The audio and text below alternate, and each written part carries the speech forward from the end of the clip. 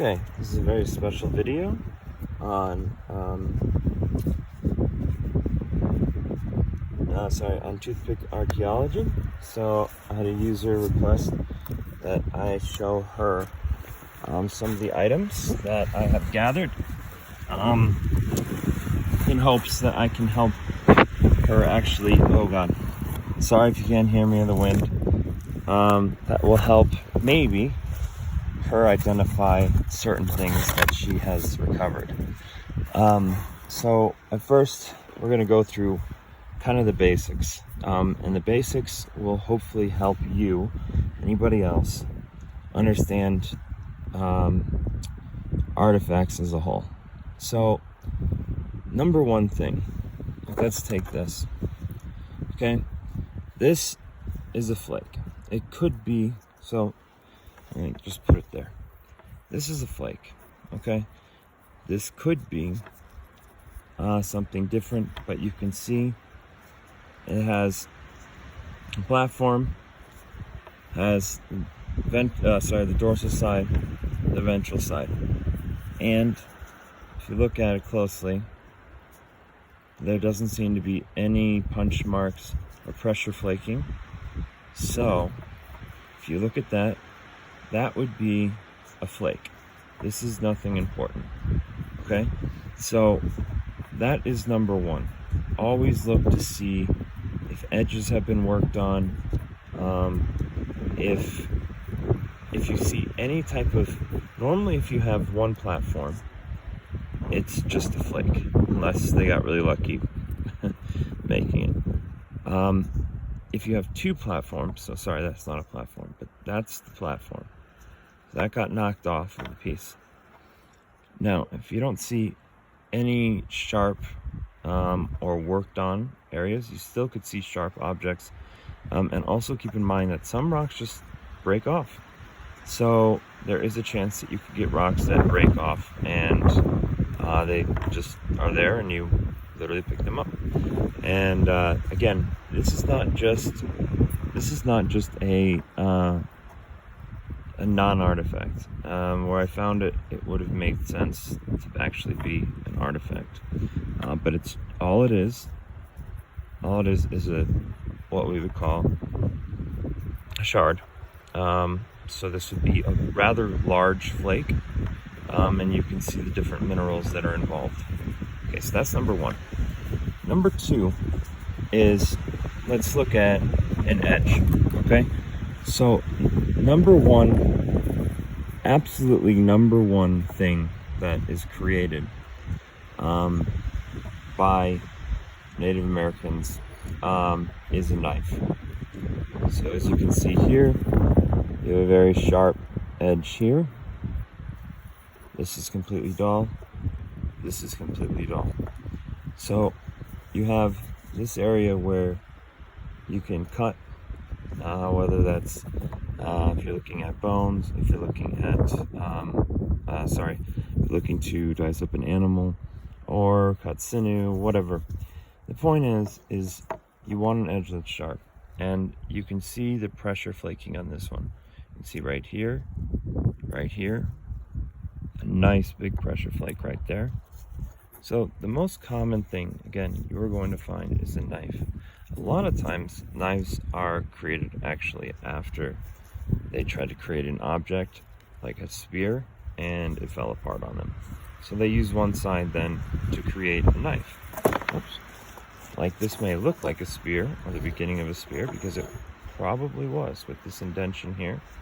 And then if you would have had the other side, probably would have pressure flaked this off. That would be a spear. I mean, sorry, not a spear, a sharp edge. Once again, my dog is barking. Well, my parents' dog is barking at everything. So that's another one for you.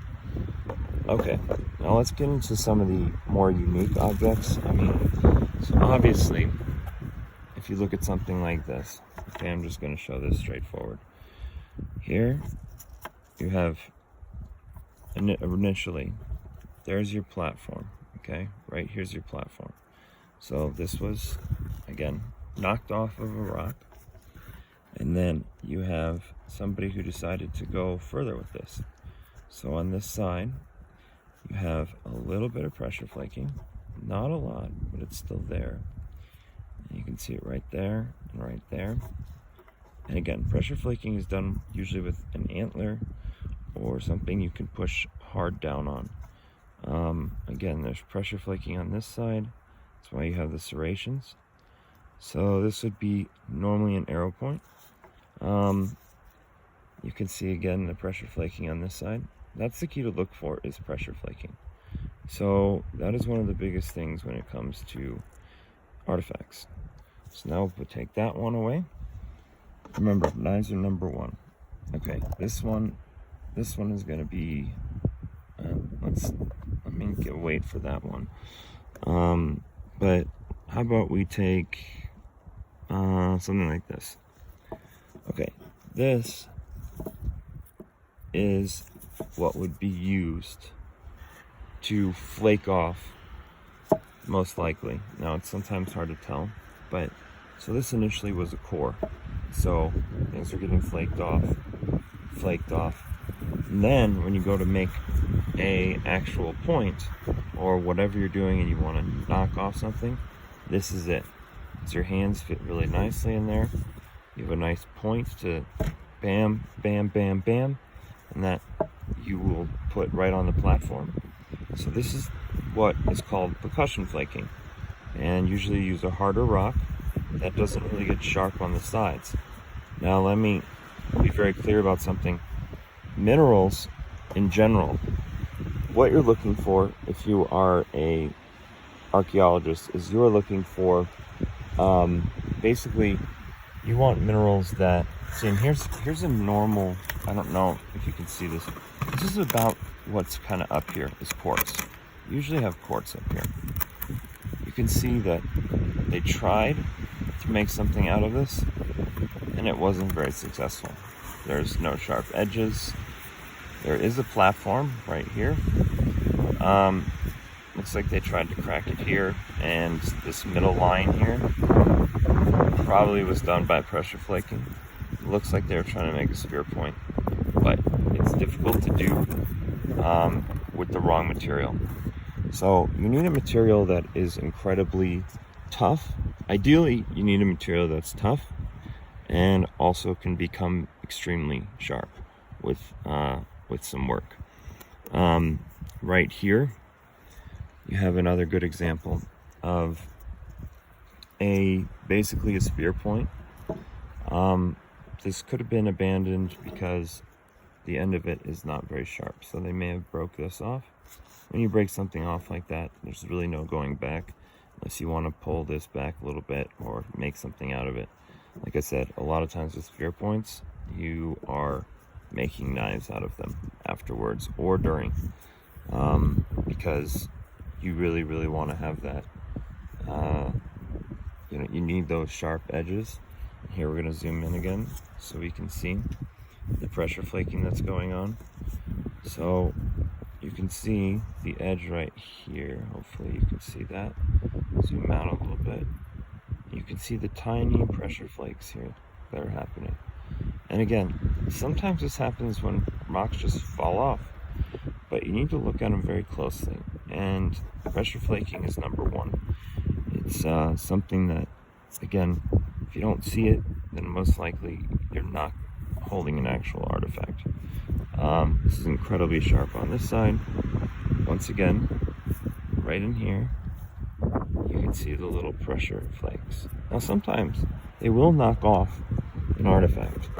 It will actually knock off an artifact, and it will actually be perfect for what they're using, or at least one side is, so they don't go any further. Like many arrowheads or knives pop off in a great way. They come off of a core stone, and a core stone is a very large piece like this, for example.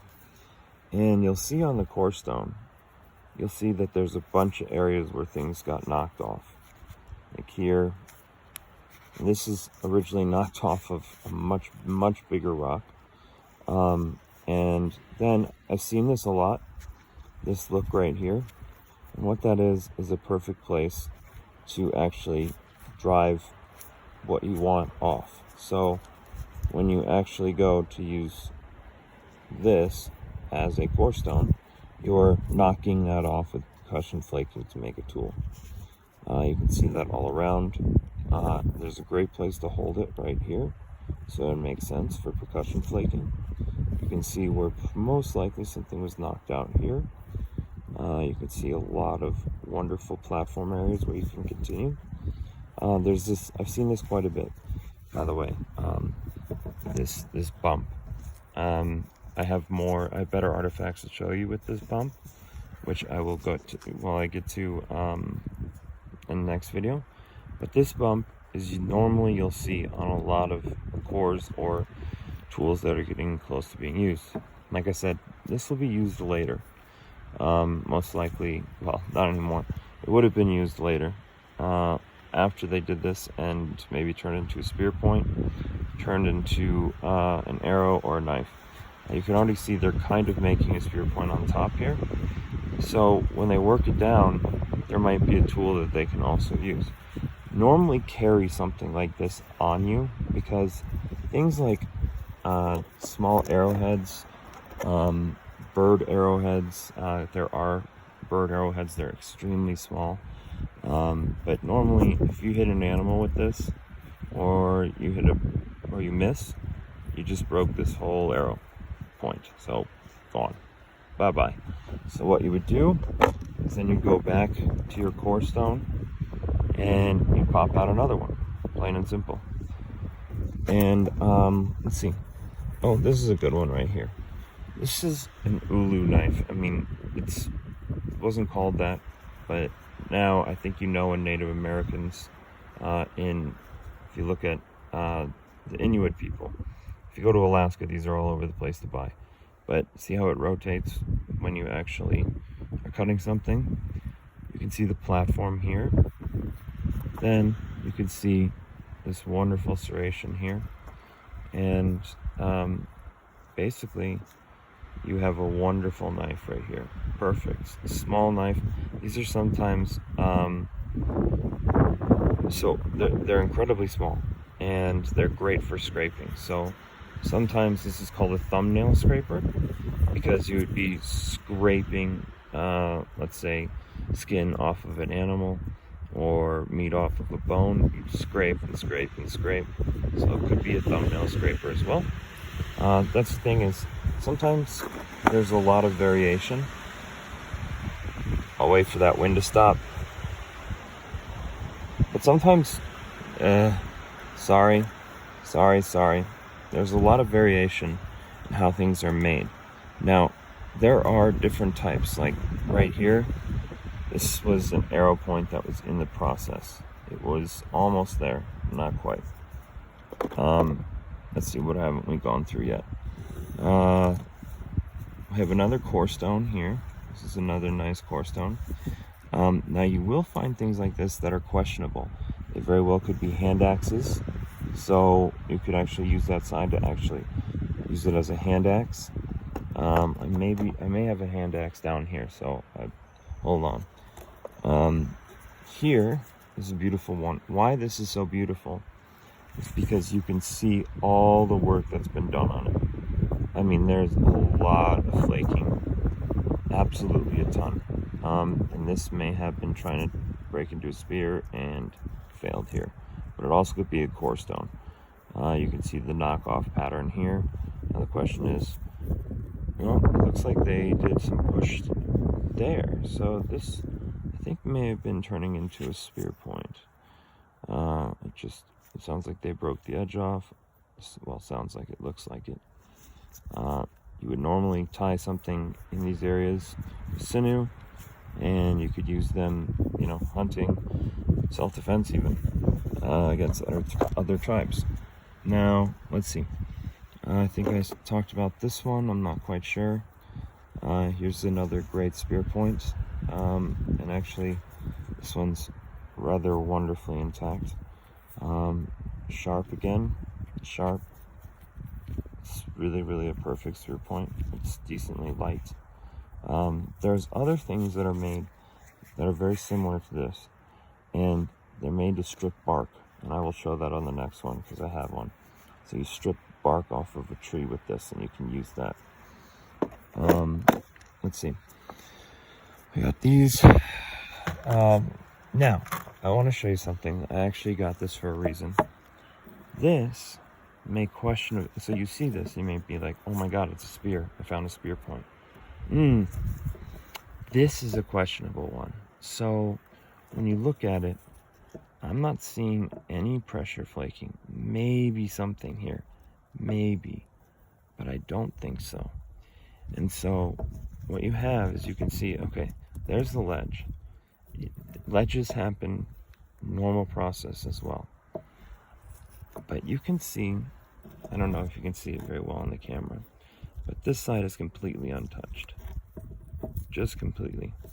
So most likely that isn't a spear point. This is happened normally, but I wanted to show it to you guys, just so you understand that there's not everything that looks like it should be something actually is. What's interesting up here in Colorado is, again, it's mostly quartz. There is a mineral here that's unbelievably different, that was used by Native Americans and sought out by miners because it was a totally different vein, had a bunch of different minerals in it, and was used for that because it was harder. So it was a much harder material and much sharper. And then finally, let's get to a couple other objects. This is one of my favorites. It's new. Just found it not that long ago. Actually, surprisingly, didn't have to go anywhere. This is a perfect spear point. You can see that it is sharp on this side. You can see it's serrated on this side. On both sides, it's serrated entirely.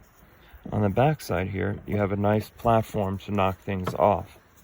And so this is a great example of a true spear point. It's large, so that would normally be, this is perhaps used for hunting megafauna. I'm not going to say that for sure, but you can start to understand by looking just at the size of something, if it's something that would be used for that kind of item. Now you can see maybe this was a core to begin with, and then they started making it into a spear. So this is one of my favorite items. And then what I just wanted to show, let's see, Jen, I wanted to show you just a couple more things so you have a better idea. Once again, if you see an object that has two platforms, here and here, this one has three. Normally that means this object is going to be worked on. They're going to work on this object and turn it into something. Now, my best guess here is, so it's only serrated on one side here. There's no serrations on this side. So what my guess is this tool, again, lost its spear point here. I'm sorry, again, I'm losing my voice, but I'm a little sick, so I'm not doing great. Also a hand axe looks very similar to this. You'd hold it, and again, if it was much larger, that would be a hand axe. Hand axes are more rare to find than a lot of things. So that's the surprising part. Hand axes are not found very often. Let's see if I can find something here that you would find that I haven't talked about that would be interesting to you. Let's see here. This is an older piece, just because of the material they used, and not patina, but just the wear. And you see this really long thing in the back? That was a type that, if you look it up, there's actually ages to each one of these things. Now this actually is serrated in the middle, it's serrated on the side, it's serrated on this side. So it's a great spear point. And then you have this back part, and again, this back part is a certain age. And I will look up those ages for you and get back. Now, back to this thing that we talked about earlier. This very well could be a hand axe. So again, boom, But the surprising part to me is this is serrated. Sorry. This is serrated all the way down to here. And then you have this being serrated basically to the bottom. So the only place is this platform up here. This would be highly uncomfortable to do so. So my guess is this is actually, I don't know why they shaped it like this, but my guess is this is probably a core stone. And then if we look at just a couple more, and then Jen, I'm going to let you go, and you can ask any questions if you want to. Here is an arrowhead, and you can see it's got that same bump out right here, and very exactly similar to the spear point we looked at earlier. So that's a certain way things were done. Now see, this spear point is kind of interesting because it has serrations on this side. It doesn't really have any serrations on this side, but a lot of times they did this because this side was already sharp, which it is.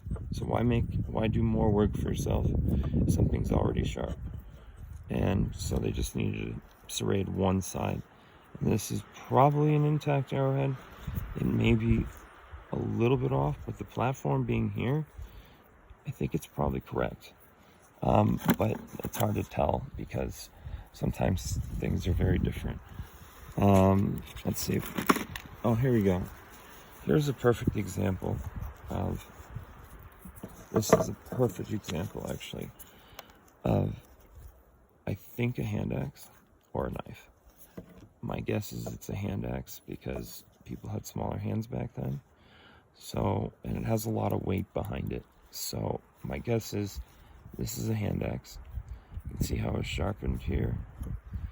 Once again here, and you had one platform hit, two platform hit, and then you have pressure flaking going on all around it.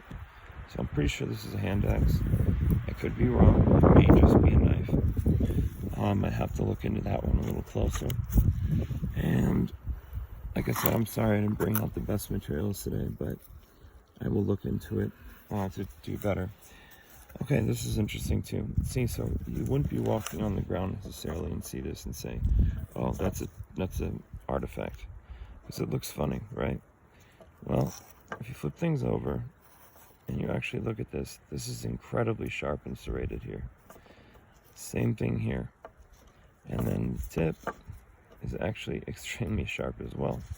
So you can see the pressure flaking that's going on here, and then you can see once again this back. And that was a later arrowhead design, this back part, because what would happen is then that would go inside of the actual wood instead of having to, and then you'd wrap it on the wood as opposed to just putting it on the wood straight forward like this and then wrapping it instantly like that. This is a much better way to make an arrow or a spear because it would fly much straighter because it wasn't curving to one side or the other. So again, the key to look at is you really want to look for items that are basically, I mean, it's good to look for shape. Shape is good. But if you're finding items that are very much so, like, let's say, that minerals, you see minerals that are very, very different to you. Those minerals may be a good indication. When you see a shape, sure, go and pick it up. See if that shape kind of rings a bell.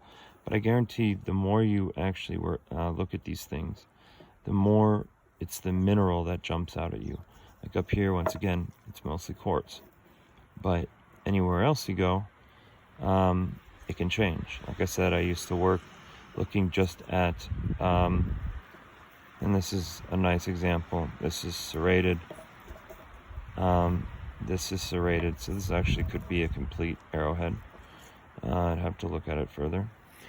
But once again, if you see a mineral change, so like for example, you have a normal mineral up there, and all of a sudden you come across something like this.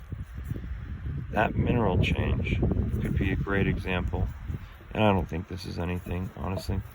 But that mineral change should be an alert to you that this is a good area to look, to start looking in that area.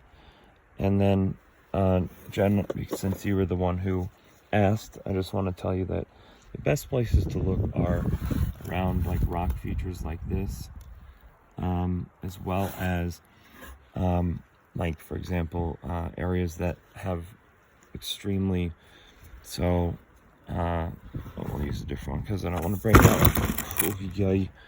Brilliant. Okay, so let's say you're in this car, for example, and you see a nice sharp kind of cliff area that has actual debris coming off of it.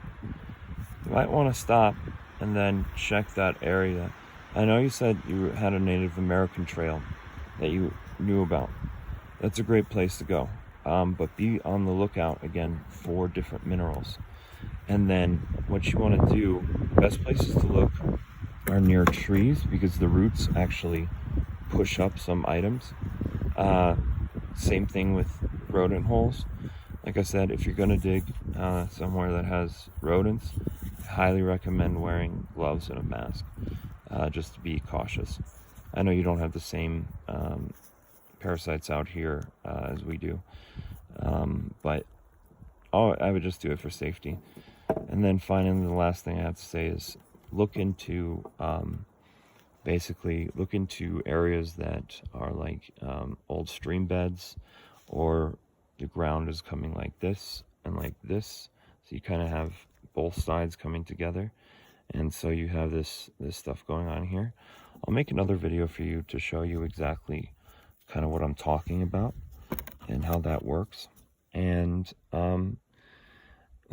because I have a video of another place that I haven't really touched, but I saw it and it is perfect. There was a couple artifacts there. Oh, also, do not dip these in water to clean them. Use a brush, clean them the best you can, go softly, and get all the junk off. And once again, you can bag it and tag it, basically. So I wish you the best of luck. I hope this video helped, and if you have any other questions, of course, feel free to ask. All right, good luck, guys, and happy hunting.